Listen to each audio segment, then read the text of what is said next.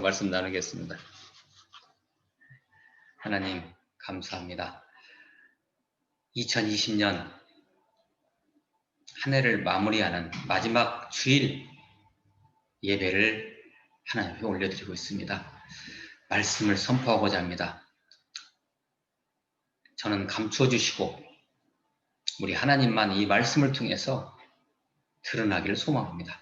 이 말씀을 듣는, 이 말씀과 함께하는 우리 모든 동역자분들 그 심령 속에 거해서 그 말씀이 능력으로 나타날 수 있도록, 말씀에 감동, 감화가 있을 수 있도록 역사하여 주옵소서. 어둠의 권세가 말씀을 빼앗아가지 않도록 함께하옵소서. 예수 그리스도의 이름으로 기도하옵나이다. 아멘.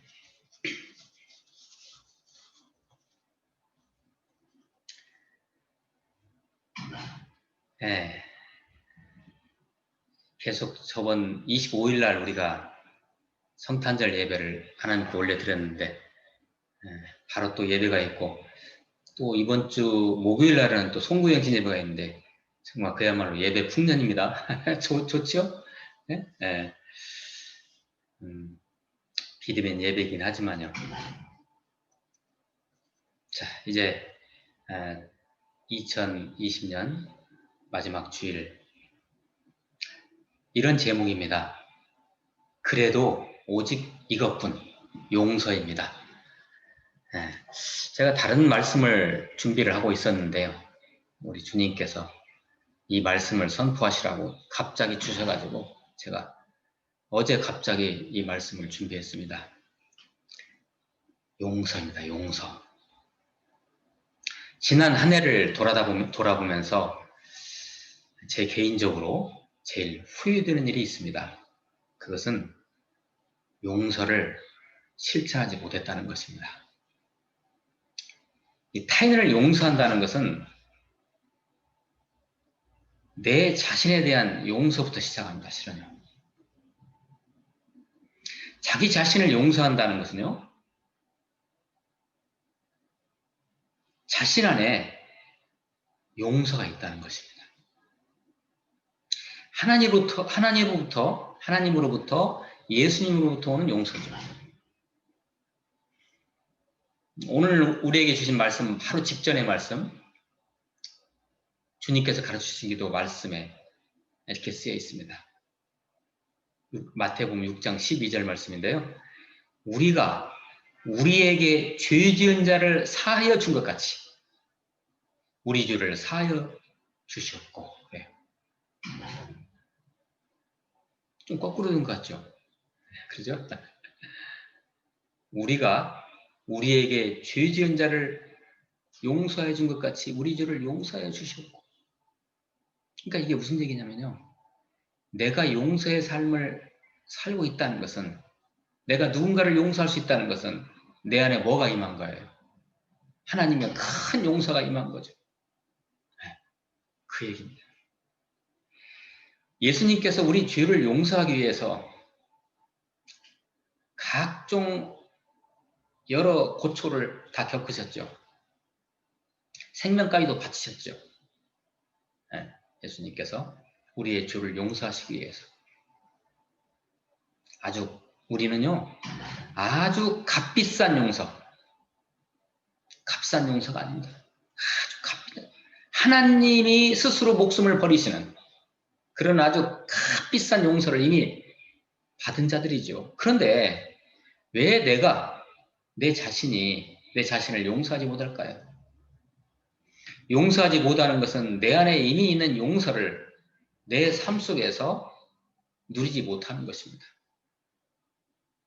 이것은 엄밀히 말하면요, 불신앙입니다. 다르게 말씀드리면 불신앙 상태를 다시 소환한 겁니다. 내가 이미 구원받았는데 이미 예수님으로 내가 신앙인으로 살고 있음에도 불구하고 용서를 행하지 않는다는 것은 다시 불신앙을 내가 소환한 거예요. 제가 목사지만 저의 큰 고민거리입니다. 부끄러운 일이죠. 2020년을 돌이켜보면서 이 예수님의 큰 가르침, 큰 가르침. 그러나 너무 중요한 가르침. 용서에 대해서 오늘 한번 같이 한번 은혜를 나눠봤으면 좋겠습니다. 여기서 잠깐 오늘 우리에게 주신 말씀, 예수님의 말씀을 잠깐 듣고 가겠습니다. 제가 읽어드리겠습니다. 오늘 말씀입니다. 너희가 사람의 잘못을 용서하면 너희 하늘 아버지께서 너희 잘못을 용서하시려니와 너희가 사람의 잘못을 용서하지 아니하면 너희 아버지께서도 너희 잘못을 용서하지 아니하시리라. 와, 아까 제가 주님께서 가르치신 기도문과 같이 가는 거죠. 좀 순서가 바뀐 것 같죠. 네. 그죠? 그 얘기입니다. 그러니까 네가 삶 속에서 당신이 삶 속에서 용서를 실천하고 있다면 그것은 당신에게 이미 하나님의 예수 그리스도를 통한 하나님의 큰 용서가 임했다는 증거다. 당신은 구원의 백성이라는 증거다. 그런 얘기입니다. 네, 도전이 되십니까? 네. 첫 번째 한번 생각해 봅니다. 용서란 과연 무엇일까요? 네. 용서라는 것은요, 네. 이것이 아닐까요? 상대의 생명을 존중하는 거예요. 상대의 존재를 인정하는 거예요. 네. 좀 납득이 안 가신가요? 그래서 용서라는 건 그래서 이게 바로 사랑입니다. 용서와 사랑이 같은 거예요. 상대를 존중합니다. 이것은 상대와의 화해를 의미합니다. 더 깊이 들어가면 우리의 구원이 바로 용서죠. 조금 전에 제가 말씀드렸죠. 모든 불화, 다툼, 전쟁, 정쟁이라고 하죠. 정쟁. 우리나라 지금 정쟁 많이 하고 있잖아요. 정쟁은 바로 상대를 용서하지 못하면서 오는 것입니다.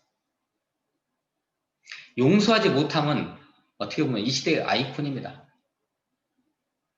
지금 우리 대한민국의 모습이기도 하고요. 그래서 우리의 삶은 갈수록 각박해지고 살벌해지고 힘들어지는 것입니다. 두 번째 한번 생각해 봅니다. 무엇을 용서할 것인가입니다. 누구를 용서해야 되나요? 저도 이 말씀을 준비하면서 생각해 봤어요. 내가 용서하지 못하는 것은 도대체 왜 그럴까? 내 자신을 먼저 내가 용서를 못하고 있구나. 여러분, 저를 좀 아시죠? 제가 굉장히 성격이 좀 완벽주의자거든요. 이게 말이죠. 이게 내 자신을 용서하지 못하는 것이 아닌가. 그래서 뭔가 조금 이렇게 실수를 하거나 잘못 이렇게 계획된 대로 뭐가 안 가면 되게 누구한테 제가 짜증을 안 냅니다. 근데 제 자신에게 짜증을 내요. 이게 먼저 내 자신을 용서하고 있지 못한 것이 아닌가. 그래서 그러면 무엇을 용서할 것인가 생각해 봅니다. 먼저 자신을 용서하는 것입니다. 내 자신을. 사랑하는 우리 동역자 여러분, 여러분의 자신의 몸을 용서하세요. 이해 가십니까? 여러분 자신 혹시 무슨 병을 가지고 계십니까? 여러분 자신의 병을 용서해 주세요. 여러분이 어떤 결점을 가지고 계십니까? 여러분의 결점을 용서해 주세요. 여러분과 가장 가까이 있는 여러분 자신의 가족을 용서해 주세요. 여러분이 속해 있는 공동체를 용서해 주세요. 여러분에게 상처를 준 사람을 품어주세요. 용서해 주세요. 쉬운 일이 아니죠. 그리고 끝으로 한 가지 더요. 코로나19를 용서해 주세요. 이게 금방 제가 나열한 것이 우리가 해야 할 용서의 대상입니다. 코로나19를 용서해야만이 코로나 불로에 안 걸려요. 사람들이 코로나 불로를 용서하지 못해요. 코로나19를. 그러니까 이 코로나 불로가, 코로나 우울증이 와요. 힘들어져요. 용납하는 거예요. 예, 용서해 주는 거예요. 어때? 예, 두 가지 항목을 같이 나눠봤는데요. 이야기가 너무나 추상적이고 막연하게 들릴 수도 있죠. 예, 그래서 세 번째를 생각해 봅니다. 어떻게 용서할 것인가?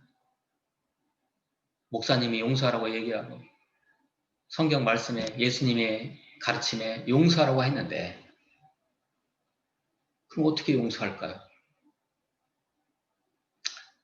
이게 문제입니다. 어떻게 용서할 것인가? 용서가 안 되는데 이것은 어떻게 보면요. 어떻게 살아갈 것인가 하는 문제와 같이 가고 있습니다. 우리 삶이요.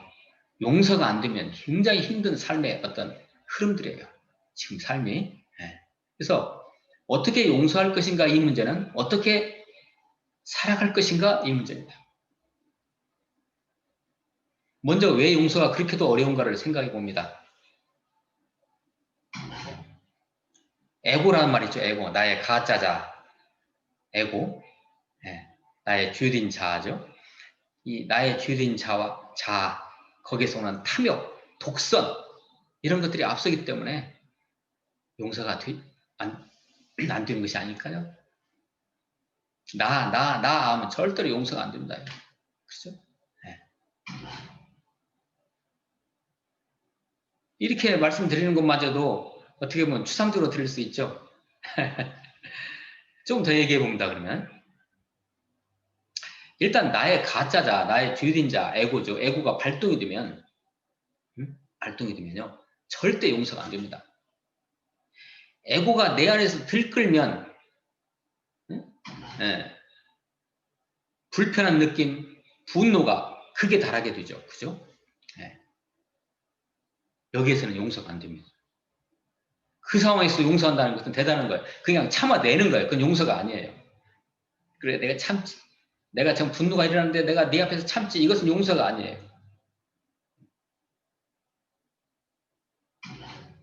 어떤 상황에서 나에게 어떤 그런 분노와 불편한 느낌과 그냥 화가 막 치밀어 올라요. 어떤 상대에 대해서. 예. 이런 느낌이나 그 사인이 올 거 아닙니까? 신호가 오면 이것을 먼저 알아차리는 것이 중요해요. 아, 저 친구가 나를 굉장히 화나게 하네? 아, 정말 참을 수가 없어? 분노가 막 일어나네? 아, 이 느낌을 어떻게 하지? 자, 이것을 일단 이 순간 알아차리시는 거예요. 일단 느껴야 돼요. 그죠? 네, 느끼시고. 거기에 대해서 여러분의 반응하는 것을 잠깐 멈추시고, 용서를 시작해야 되는 거죠. 그러니까, 이 알아차린다는 것은 이런 거예요. 아, 내가 정말 화가 나는데, 내가 저 사람에 대해서, 이 상황에 대해서 내가 분노가 일어나고 화가 나는데, 내가 어떻게 할까? 이것은 말이죠. 나의 가짜자인 에고가 발동되는 거예요, 벌써. 자, 이것을 알아차리고 내가, 나의 에고가 또 발동이 되는구나. 이것을 알아차리는 것이 중요해요. 네. 이제 인식하는 거죠. 네. 그리고 예수님을 부르는 거예요. 예수님. 어떻게 해야죠? 어떻게 해야죠? 이게 성령 충만의 시작이죠. 그러니까, 내 가짜 자아가, 나의 죄된 자아가 들끓는 그런 상황 속에서 이것을, 이 순간을 알아차리시고 예수님을 부르는 거예요. 예수님 어떻게 해야죠? 네. 그 성령의 인도를 받는 거예요. 네, 이게 지금 이렇게 제가 지금 어떤 노하우를 마치 용서하는 노하우를 여러분에게 말씀드리고 있는데요. 이것도 어떻게 보면, 목사님 너무 애매해요. 어떻게 참 잘 안 될 것 같은데요. 그래서 제가 조금 더 말씀을 드려봅니다. 우리는 이 에고 덩어리 아닙니까? 에고 덩어리는 나라는 존재는 절대 용서 못합니다. 네, 반복해서 말씀드리지만 나라는 존재는 인간은 누구를 용서 못하는 존재예요. 다만 내 안에 계신 그분, 예수님 성령님이 나를 통해서 그분이 상대를 용서하는 것입니다.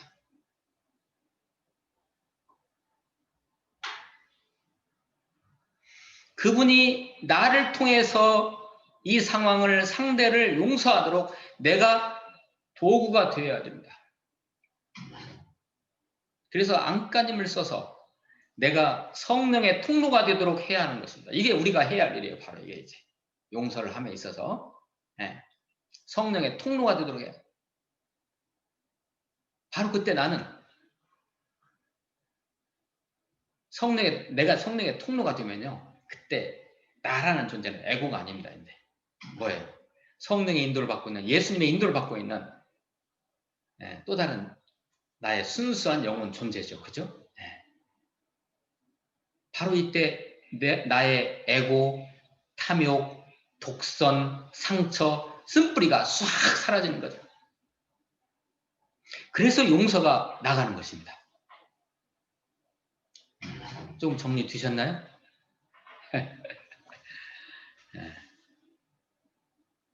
제가 앞 서두에서도 고백했지만 이게 1년 동안 제가 잘 못하는 것입니다.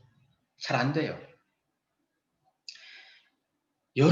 저와 여러분의 천국에 있는 계좌, 제가 돈의 개념을 가지고 설명합니다. 천국에 있는 계좌에 이미 하나님으로부터 용서라는 어마어마한 액수가 이미 여러분 계좌에, 천국 계좌에 입금이 돼 있어요. 그것을 가지고 사람들을 용서하는 것입니다. 예수님이 주시는 그렇게도 큰 사랑을 우리가 체험했으면서도 용서를 못하는 것은 어마어마한 용서를 우리가 받은 거 아닙니까? 싶어요. 그죠? 구원이라는 게 그런 거죠. 그럼에도 불구하고 용서를 못하는 것은 둘 중에 하나 아닐까요? 첫째, 그 용서 계좌와 액수가 바닥이 났거나 그 용서 계좌에 있는 어마어마한 액수를 전혀 쓰지 않으려는 쫌뽀라서 그렇습니다. 쫌뽀. 여기서 쫌뽀란 말은 성령 충만을 받지 못한 상태를 말합니다. 못한 사람들의 상태를 말합니다. 다르게 말해서 나의 쓴뿌리, 트라우마죠. 일종의 쓴뿌리, 트라우마, 상처, 이런 것들이 아직 해결이 안 된 상태인 거예요.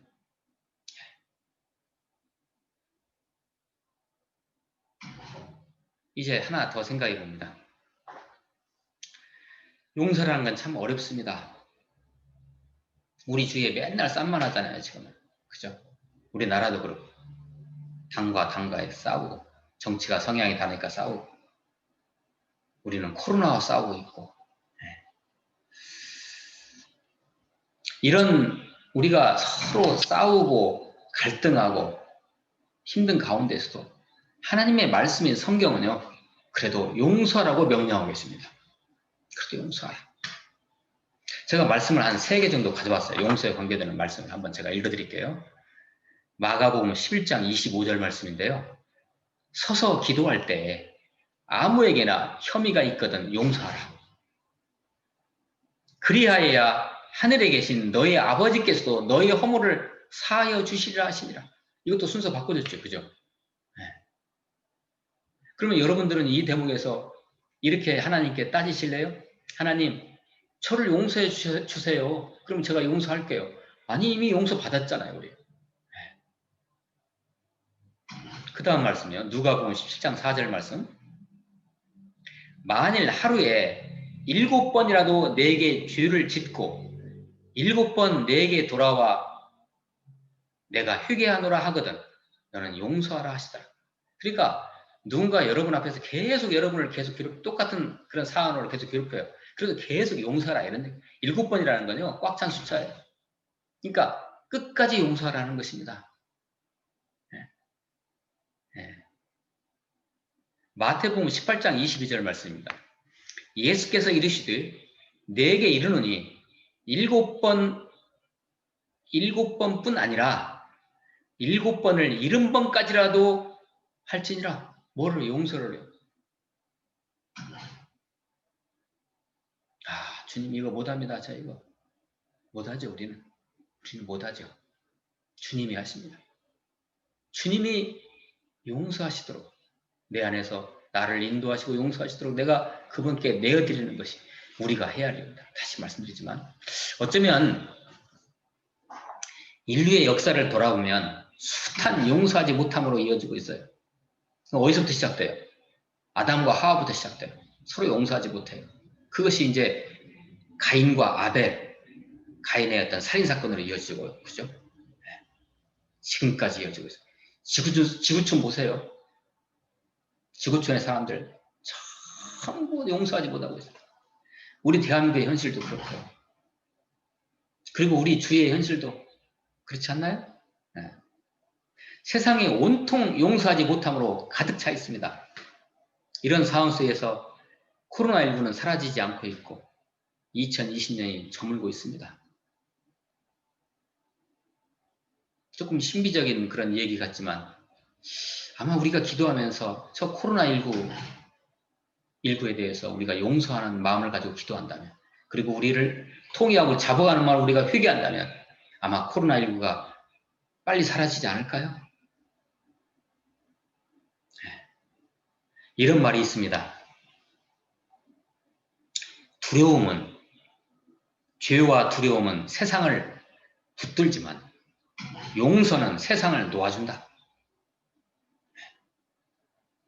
죄와 두려움은 세상을 붙들어요. 세상을 그냥 긴장하게 만들어요. 꽉 붙들어요. 그러나 용서는 세상을 풀어줘요. 놔줘요. 하나님의 섭리와 하나님의 영의 흐름으로 살아가도록 놔주는 것이 바로 그 통로가 바로 용서라는 것입니다. 용서만이 생명을 살릴 수 있습니다. 이 시대에 우리 대한민국이 간절히 필요한 것입니다. 아니면 우리 가정이 필요한 것일 수도 있죠. 내가 필요한 것일 수도 있죠.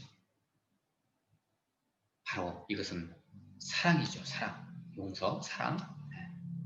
용서에 기초를 둔 사랑이 오고 가지 않으면 그 공동체에 있는 사람들은 모두가 다 패배자가 될 것입니다. 패배자가. 주님은 간절히 말씀하고 계십니다. 용서하라. 용서하라. 그래도 용서하라. 이러한 주님의 음성을 끊임없이 들으시고 세밀하게 성령인도 받으시는 저와 여러분 되시기를 간절히 축원드립니다. 기도하시겠습니다. 하나님 감사합니다. 참으로 우리는 믿는 자들임에도 불구하고 용서하지 못하는 삶을 살아가고 있는 것을 고백합니다. 용서하게 하옵소서. 용서를 삶에서 실천하게 하옵소서. 용서에 대한 하나님의 진리의 생명의 깨달음을 깨닫고 실천하게 하옵소서. 축복하옵고 예수 그리스도의 이름으로 기도하옵나이다. 아멘.